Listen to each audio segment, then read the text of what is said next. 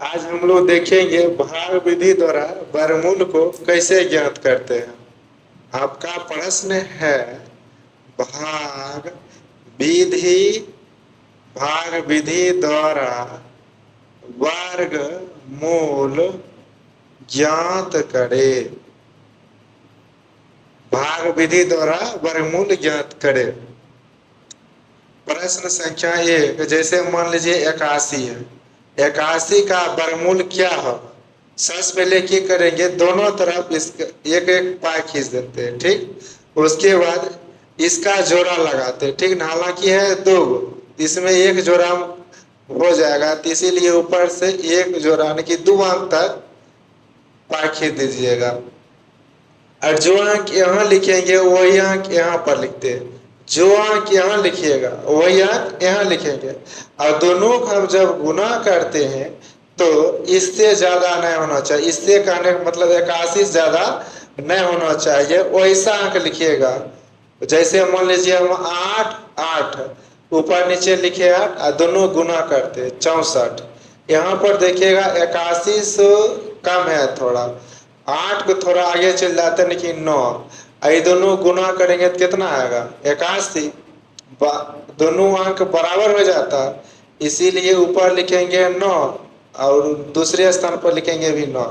और जहाँ लिखते हैं भाग, जैसे बनाते होंगे भागफल, तो यहाँ पर भी उसी तरह लिख देंगे। यहाँ पर जो अंक लिखेंगे वही अंक।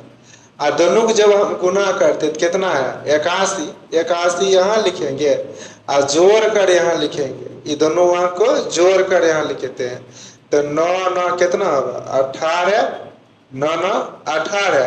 और यहाँ पर घटा के लिखिएगा, एक में से एक जगह कितना आएगा? 0। 8 में से जाएगा तो कितना आएगा? 0।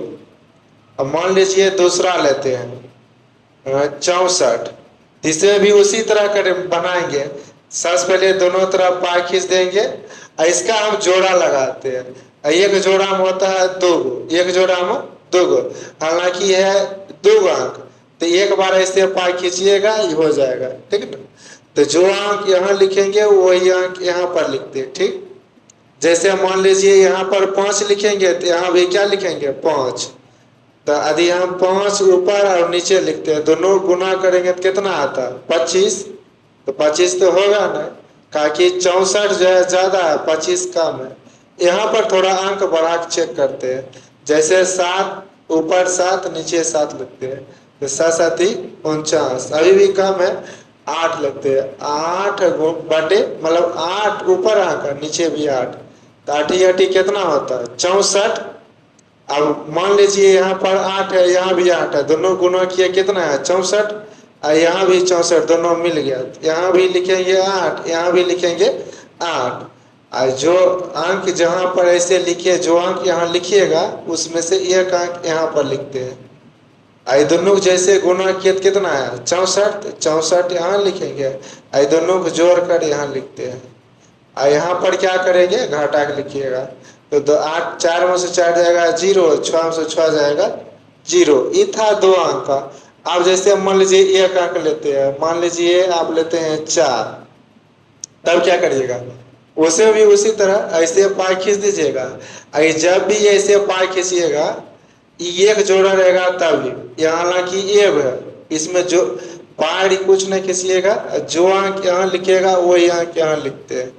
जैसे मान लीजिए यहाँ पर लिखेंगे 2, यहाँ क्या लिखेंगे? 2। यहाँ पर लिखिएगा 2, यहाँ भी लिखेंगे 2, और दोनों गुना करेंगे तो कितना आएगा? 4। बराबर है, तो यहाँ भी लिख देते हैं 4। जो अंक यहाँ लिखेंगे उसमें से एक अंक यहाँ पर लिखना पड़ता है। तो 4 में 4 जाएगा 0, और दोनों को जोड़ कर लिखेंगे कितना आएगा? 4।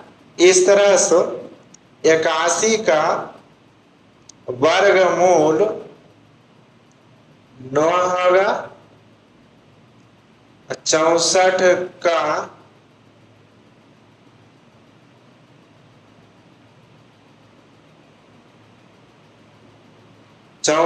का वर्गमूल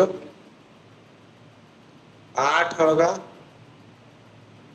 और 4 का वर्गमूल 2 होगा।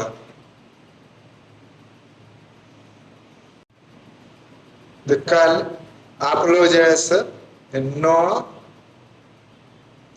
और 49 का वर्गमूल बताइएगा, मतलब कमेंट में 9 और 49 का वर्गमूल बताइएगा कितना होगा। और कल हम फिर 3, 4, 5, 6 उस सब अंक का वर्गमूल जो है से ज्ञात करना सीखेंगे।